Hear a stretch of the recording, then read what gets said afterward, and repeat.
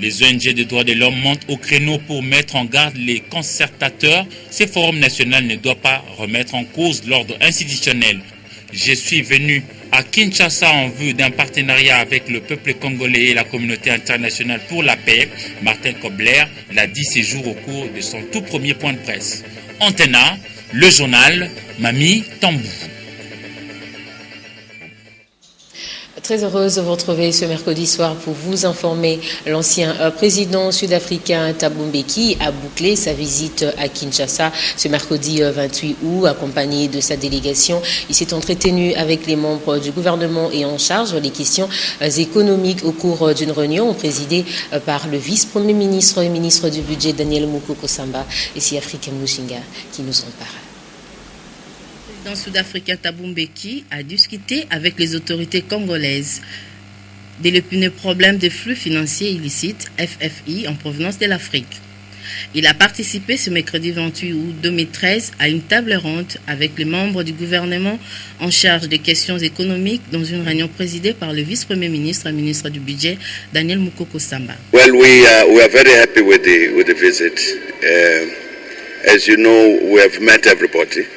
The President, the Prime Minister. Nous avons été très ravis de notre séjour ici. Nous avons pratiquement rencontré tout le monde, le président de la République, le Premier ministre, les principaux ministres chargés de l'économie, les grands hauts fonctionnaires de l'État.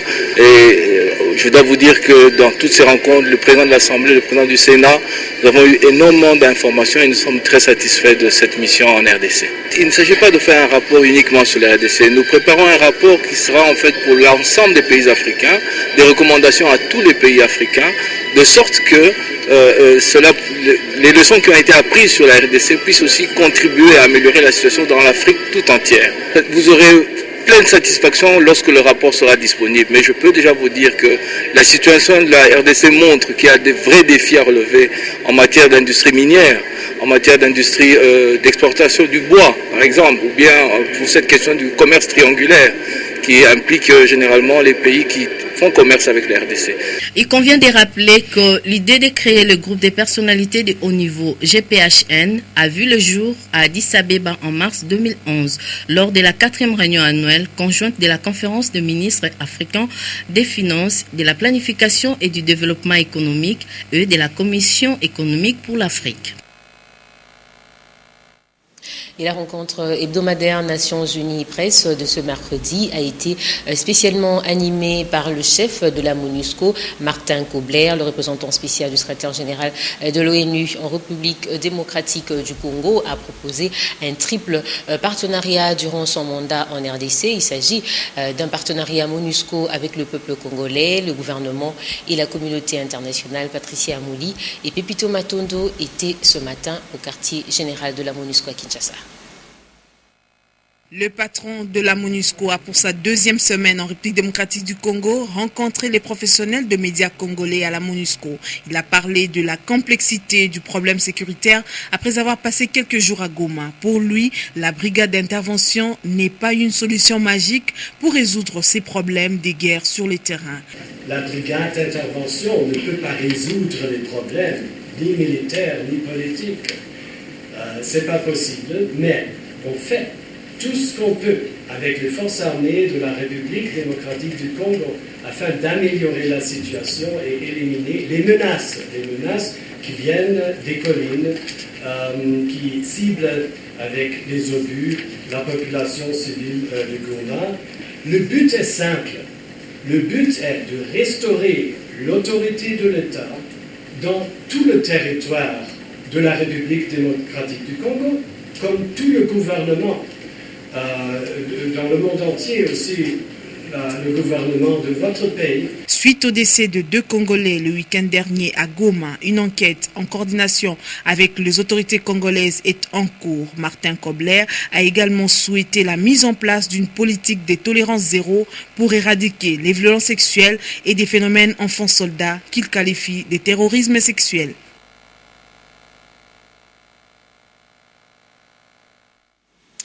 D'un quartier général à un autre, cette fois le quartier général de la MONUSCO basé à Goma pour parler de la conférence de presse de la haut-commissaire adjointe des Nations Unies aux droits de l'homme, Flavia Ponziri, qui a lancé ce mercredi même un appel pour la lutte contre l'impunité et pour le respect des droits de l'homme, seule voie possible, selon elle, à la stabilisation du pays.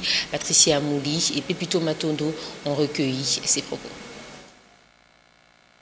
Au terme d'une visite de 7 jours en République démocratique du Congo, Flavia Ponziri, commissaire adjointe des Nations Unies aux droits de l'homme, a évalué la situation tendue des violations de droits humanitaires de la population des Lituri dans la province orientale et du Nord Kivu.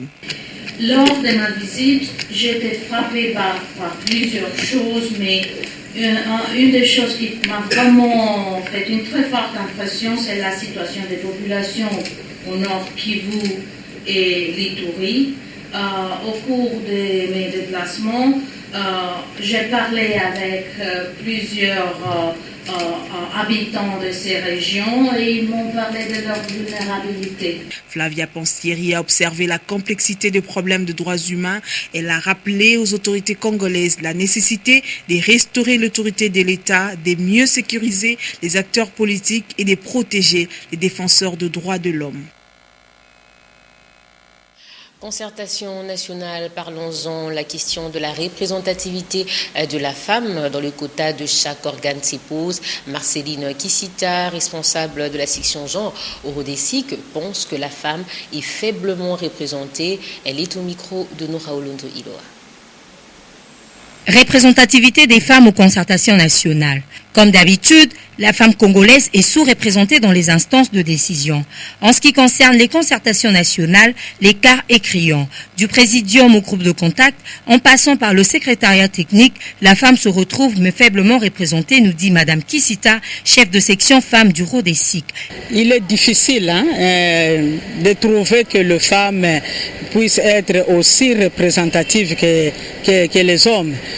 Bien que les travaux préparatoires ont commencé, mais vous sentez dans tous ces différents groupes, bien que la femme est représentée, mais sa représentation est toujours en dessous par rapport à la représentation de l'homme. Il y a une catégorie de femmes qui ne s'intéressent pas à la gestion de la chose publique, ça c'est vrai.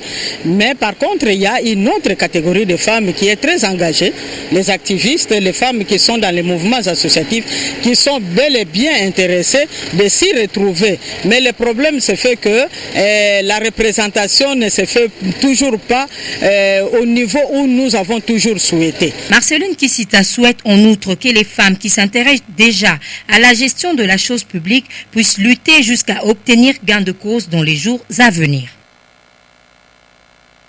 Justement, les travaux de ces concertations nationales ne vont-ils pas empiéter l'ouverture prochaine de la session parlementaire? Tentative de réponse avec le député national Ramazani Chadari, président du groupe parlementaire PPRD.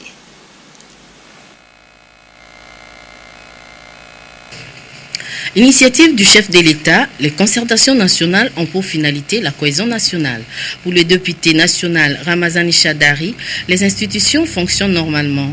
Il n'y aura pas d'empiètement des travaux de concertation sur la session budgétaire. Le Présidium a annoncé les débuts des travaux de concertation nationale au 4 septembre, mais comme les institutions fonctionnent normalement, l'Assemblée nationale et le Sénat vont pouvoir ouvrir les travaux le 15 pour respecter la Constitution. Parce qu'on ne veut pas qu'on touche la Constitution. Donc le 15, il y aura ouvert au niveau des deux chambres du Parlement. Et empiètement, je ne pense pas. Les deux bureaux du Parlement se sont organisés à ouvrir chacun la session au moment venu. Le 15 septembre, c'est tout à fait normal. Et chacun va aller à sa chambre pour ouvrir la session budgétaire. Bon, vous auriez dit, ils sont en même temps présidents des chambres et membres du présidium. Est-ce que ça ne sera pas quelque chose de trop? Non, le bureau de l'Assemblée et du Sénat est constitué de 7 personnes. 7 personnes. Si le président n'est pas là, il est remplacé par le premier vice-président ou le deuxième vice-président ou le rapporteur ou le questeur. Donc il n'y aura pas un dysfonctionnement, tout va marcher normalement.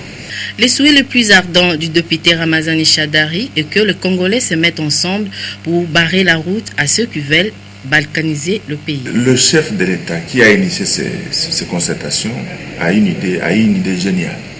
Mettre tous les Congolais ensemble avec objectif de barrer tous ceux qui ont le projet de la balkanisation de ce pays. Donc, le but fondamental de ces concertations, c'est la cohésion nationale de tout Congolais. Opposition, majorité, société civile, nous devons avoir la même vision contre les guerres récurrentes, l'insécurité de tous les jours à l'est du pays. Nous devons nous parler quelles sont les stratégies qu'on peut mettre en œuvre pour qu'on mette fin définitivement à ce cycle récurrent d'insécurité à l'est de la République démocratique du Congo. Donc, il faut que la population soutienne ces concertations. Nous demandons que toutes les parties invitées, qu'elles viennent participer également à ces concertations, sans poser trop de préalables. Ce n'est pas un lieu de partager les pouvoirs ou bien d'avoir un gouvernement d'union nationale. Non, la Constitution règle toutes ces questions-là. Nous sommes un pays avec une Constitution qui a été, n'est-ce pas, promulguée par les chefs de l'État après le référendum de tous les Congolais. Nous avons eu les élections en novembre, les institutions fonctionnent. Donc, qu'on n'attende pas de ces assises un lieu où les protagonistes, entre guillemets, vont se partager les gâteaux. Pour Ramazani Shadari, les concertations nationales ne seront pas un lieu du partage de pouvoir. Une bonne partie de ce journal est consacrée aux concertations nationales, comme la rédaction d'Antenne A sait les faire. Eh bien, on en parle encore avec la société civile du secteur de la promotion de la culture de paix qui a organisé ce mercredi une journée de réflexion avec la presse. Sylvain Kapombo Sengede complète l'information. Le 4 septembre prochain aura lieu l'ouverture des concertations nationales.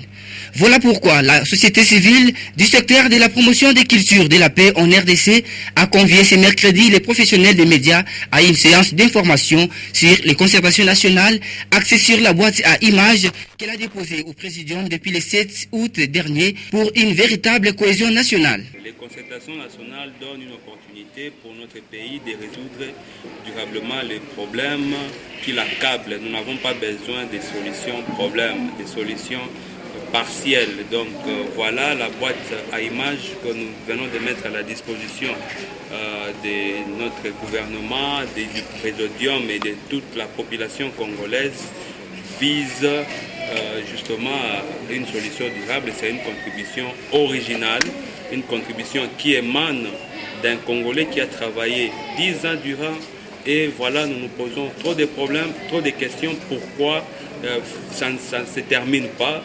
Alors voilà, nous apportons une solution durable. Les souhaits de tout un chacun restent de voir ces assises aboutir aux résultats escomptés. Dans le reportage précédent, vous avez retrouvé les professionnels de médias. Eh bien, eux aussi sont appelés à plus de responsabilités pendant les concertations nationales. Sylvie Fortuné-Moula a interrogé aujourd'hui le président du Conseil supérieur de l'audiovisuel et de la communication, l'abbé Jean-Bosco Paala, qui parle du rôle de médias durant ce rendez-vous national. L'autorité de régulation de médias est claire. La presse ne doit surtout pas tomber dans les sensationnels pendant les concertations nationales. La communication qui sera faite en ce moment-là devra donc rendre compte de toutes les opinions de façon objective, avec beaucoup de professionnalisme et surtout beaucoup de responsabilité. Vous savez, ce que nous déplorons aujourd'hui, nous comme régulateurs, c'est le fait que notre presse a quitté les lieux de l'excellence pour se lancer dans la diatribe politicienne, dans des considérations partisanes, au lieu d'être la force morale qui éclaire une nation. Il faut donc que l'opinion, que les journalistes, que nous, communicateurs, que nous qui donnons l'opinion aux gens, nous puissions bien recentrer les débats en laissant, c'est vrai, la liberté à tout le monde de s'exprimer.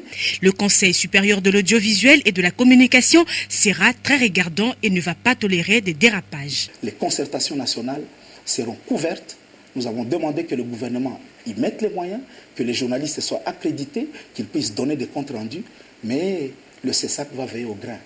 Vous racontez n'importe quoi, vous allez subir la rigueur de la loi, parce que justement, si vous cassez la cohésion qu'on est en train de rechercher, eh bien nous serons là pour sévir, mais nous vous encouragerons à aller de l'avant et à faire de l'excellence. Il n'est pas question de donner la parole aux forces négatives. Le CESAC maintient sa décision. On ne donne pas la parole aux mouvements terroristes, on ne donne pas la parole aux groupes rebelles. Leurs expressions, s'ils veulent les faire passer, ils n'ont qu'à les faire passer où ils veulent. La concertation nationale concerne tous les Congolais, les médias y compris. La cohésion nationale est une affaire de tous les Congolais. Après avoir suivi une formation aux États-Unis d'Amérique sur le journalisme d'investigation, Huguette Yeta de Numérica Télévision a partagé l'expérience vécue avec ses collègues de Kinshasa. La restitution a eu lieu ce mercredi 28 août au Centre culturel américain. Patrick Borel-Mukindi et Pipito Matondo étaient sur place. Comme à l'accoutumée, chaque année, l'ambassade des États-Unis d'Amérique, par l'entremise de ses dirigeants, organise un voyage avec une personne choisie parmi les médias pour que cette personne également, journaliste, vive la façon dont le professionnel des médias américains exerce leur métier dans la liberté. Pour l'année 2013, c'est Huguette Yeta de Numérica Télévision qui a été sélectionnée.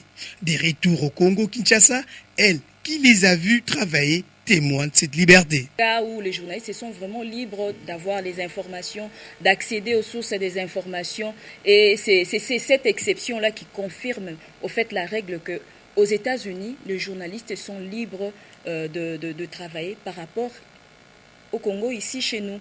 Si on fait ce parallélisme, on arrivera à comprendre que c'est différent.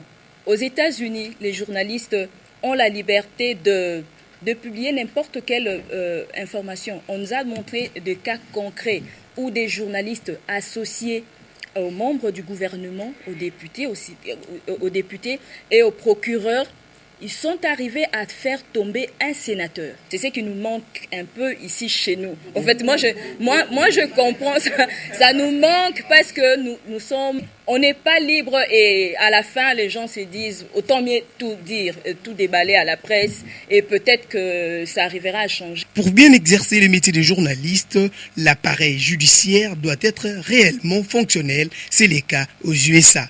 Cela crée et renforce le sérieux dans la mesure où le journaliste est libre dans la collecte, traitement et diffusion de l'information sans peur d'être dérangé ou traqué.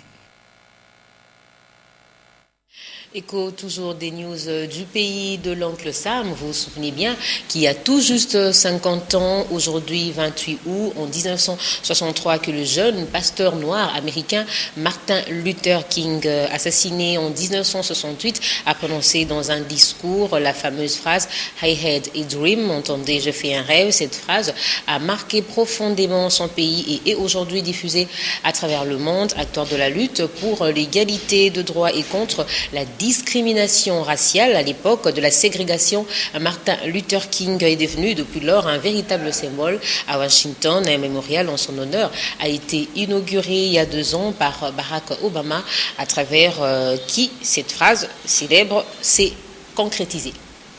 Dans le reste de l'actualité, le ministère du Genre, de la Famille et de l'Enfant, en collaboration avec le Programme des Nations Unies pour le développement, s'attelle depuis ce 28 août à la validation de la stratégie nationale d'intégration du genre, sans les politiques et programmes de développement. La suite avec Polydor Ngezemi.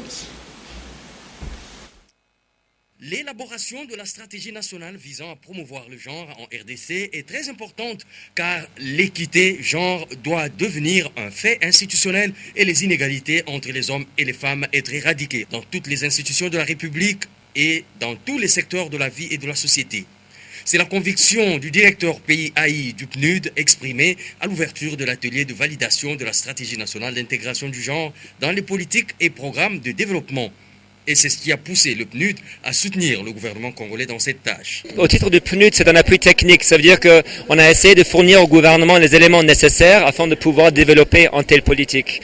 Donc il s'agissait d'un rapport sur le audit, un rapport d'évaluation d'abord sur les genres, et puis après il y a même un audit sur les genres qui est élaboré. Cela a donné des éléments par rapport à où se trouvent les défis en RDC. Comment ne pas promouvoir le genre en RDC alors que les femmes représentent 52% de la population nationale? Pour l'ONU Femmes, qui a aussi appuyé le gouvernement dans ce sens, il est important de promouvoir la vision d'absence de discrimination et d'égalité entre les hommes et les femmes. La stratégie nationale d'intégration du genre est un cadre stratégique d'orientation des actions nationales, a souligné le ministre Baudouin Banzamoukalai qui a ouvert les travaux de cet atelier. Elle se veut une réponse aux inégalités et disparités existant en matière de genre. Grâce à votre travail, vous permettrez au pays de disposer d'un outil important pour intégrer les questions de genre dans les politiques et les programmes sectoriels. Cette stratégie sera la feuille de route pour intégrer le genre dans le processus de planification des programmes et politiques, de budgétisation, d'exécution, de suivi et évaluation des mesures et des changements requis afin que l'équité genre entre hommes et femmes devienne une réalité. Santé, société, le spectre de la grève de médecins plane sur les formations médicales publiques. Tous ces qui ont entrepris le syndicat national de médecins pour améliorer le sort de ses affiliés s'est buté au refus plutôt poli de la primature. Le SINAMED pourrait lever la suspension de son arrêt de travail de 2011. C'est 2 septembre 2013. Explication de Jean-Louis Miassekama que vous suivrez certainement demain au cours de notre édition des 19h. Route d'intérêt capital et stratégique, le tronçon Mwanda-Boma présente aujourd'hui l'image d'une route impraticable. Pour allier Boma à Mwanda, il faudrait mettre 4 à 5 heures. Papi Katassi et Rigo Moulopo, qui étaient de passage à Mwanda, ont fait ce constat pour vous.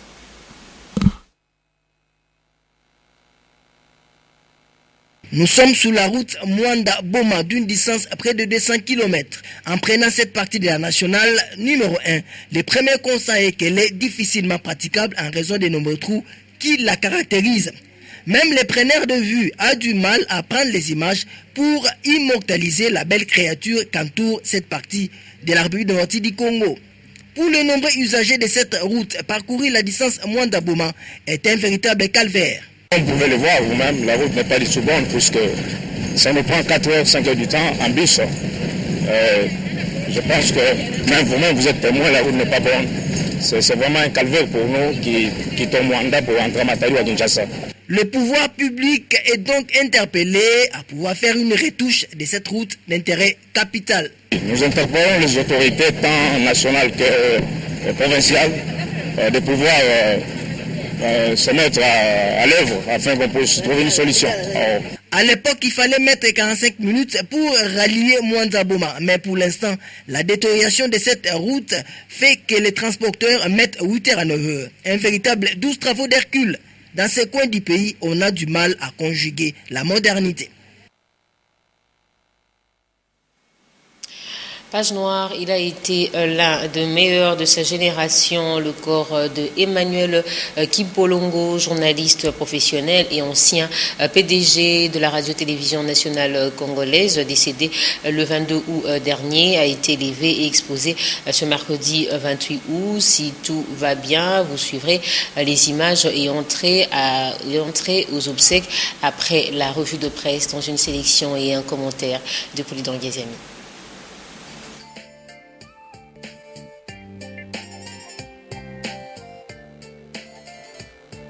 Dans toutes les parutions de ce mercredi 28 août, les journaux ont donné une place de choix aux concertations nationales, dont le rendez-vous est fixé au 4 septembre, révèle la manchette des dépêches de Brazzaville. Près de 700 délégués issus des différents courants politiques et de la société civile sont attendus au Palais du Peuple à l'occasion de l'ouverture officielle des travaux. Toutes les parties ont encore quelques jours pour harmoniser leurs vues avant la tenue de ce forum, indique le quotidien. Mais d'aucuns se demandent si le délai de 15 à 20 jours fixé pour cette tenue sera respecté. Fini donc les suspens, clame la cloche qui évoque l'annonce hier, mardi, du début des concertations par l'honorable Aubin Minakou, président de l'Assemblée nationale. Toutes les dispositions sont prises pour les délégués devant venir de l'intérieur et pour la diaspora, sans oublier les Clinois, a précisé ce dernier. Rendez-vous confirmé pour le 4 septembre, titre La Prospérité, adieu la spéculation. Cependant, note le journal, la session parlementaire du mois de septembre qui, de tradition, reste essentiellement budgétaire, pourrait connaître de petites éraflures dans son déroulement. À la base, le calendrier parlementaire qui va bientôt s'exécuter chevauchera avec celui des concertations nationales. Les travaux débutent le 4 septembre, fait remarquer l'observateur, mais au sein de la population, c'est l'indignation. Indignation au regard du montant faramineux que le Trésor public va débourser, qui n'était sûrement pas prévu dans l'enveloppe du budget national, à savoir, et c'est selon les bruits qui courent, écrit le quotidien, $400 de per diem par personne, fois 15 jours, fois 700 délégués, ce qui avoisine les 5 millions de dollars. À ce compte, il faut ajouter également les frais de fonctionnement, le fonds du bureau et des services du personnel d'appoint, etc. Qu'à cela ne tienne, écrit le guide, les choses sont maintenant claires et Joseph Kabila donne le go le 4 septembre 2013, date retenue par lui-même, selon le journal, au terme de l'échange qu'il a eu avec le présidium. Mais l'ouverture de ce forum se fera sans Tshisekedi, signale la trompette, ce qui veut dire pour les bi-hebdomadaires que la cohésion nationale est gravement menacée. À tout prendre, conclut-il, les concertations nationales risquent de se transformer en une messe du PPRD et alliés. Malgré tous les dispositifs mis en place, renchérit de son côté, Nouvelle Écrita, elle risque de se dérouler dans un climat de clivage caractérisé par les différentes structures qui y prendront part. Seul le temps tranchera là-dessus, conclut-il. Et avec Nouvelle Écrita, nous concluons cette revue de presse. Merci de votre attention. Au revoir.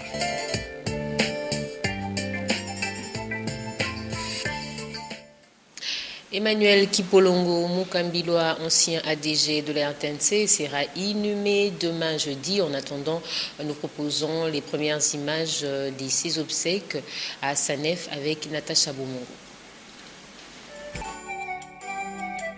La presse congolaise pleure depuis jeudi 22 août 2013. Emmanuel Kipolongo Mukambilwa, ancien de l'Institut supérieur de technique de l'information, ISTI, actuel IFASIC.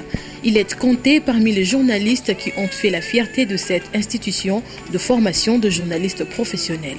C'est ce mercredi 28 août que le corps de l'illustre disparu a été finalement exposé à la place Sanef. En présence des autorités, familles, amis et collègues, les témoignages n'ont pas manqué. C'est un jour triste pour nous. Et quand je dis pour nous, ça veut dire ceux qui ont étudié ensemble avec Kipolongo. J'ai connu Kipolongo à Kinshasa. Kipolongo et moi, nous sommes venus de Bukavu. Nous sommes les ressortissants de Bukavu. Et nous avons participé à un concours d'environ 1000 candidats à l'ISTI à l'époque. Et nous étions la 3e promotion. C'est un jour triste pour nous. Et quand je dis pour nous, ça veut dire ceux qui ont étudié ensemble avec Kipolongo. J'ai connu Kipolongo à Kinshasa. Kipolongo et moi, nous sommes venus de Bukavu. Nous sommes les ressortissants de Bukavu. Et nous avons participé à un concours d'environ 1000 candidats à l'ISTI à l'époque. Et nous étions la 3e promotion. Kipolongo pour moi, c'est d'abord un aîné. C'est un ancien de l'ISTI, comme on appelle. Donc c'est pour nous, en tant que jeunes par rapport à eux, un modèle. C'est un modèle en fait des personnes qui ont été bien formées à l'époque de l'ISTI et que nous avions suivi, qu'on a essayé d'imiter comme modèle. Donc il était journaliste à la radio comme moi je l'ai connu. Et il était vraiment un modèle, surtout à l'époque du président Mobutu, où il a longuement travaillé comme journaliste de la radio.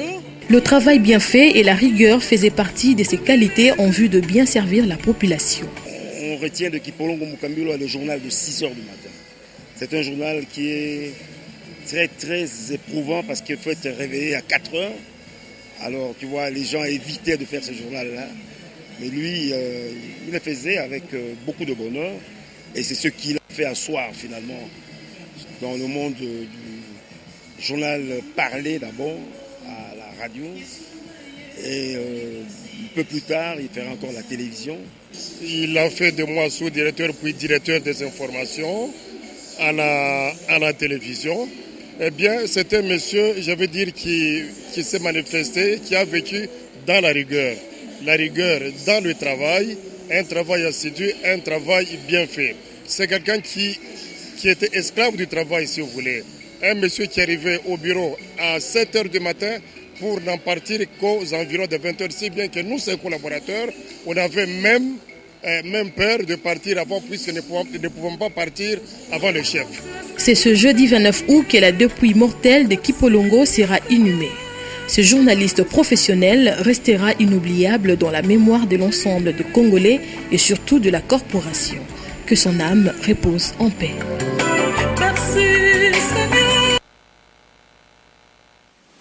La chaîne de télévision Antenne A partage la douleur de la famille biologique de Kipolongo et de ses collègues de la RTNC. C'en est fini pour ce soir, mesdames, messieurs. Merci de votre fidélité. Ce remerciement au nom de Patrick Borel-Mukendi, chef d'édition de ce soir. Je vous retrouve encore demain à 19 h avec le même plaisir. Notre site internet, je vous rappelle, c'est le www.antennatv.com. Meilleure santé à vous tous.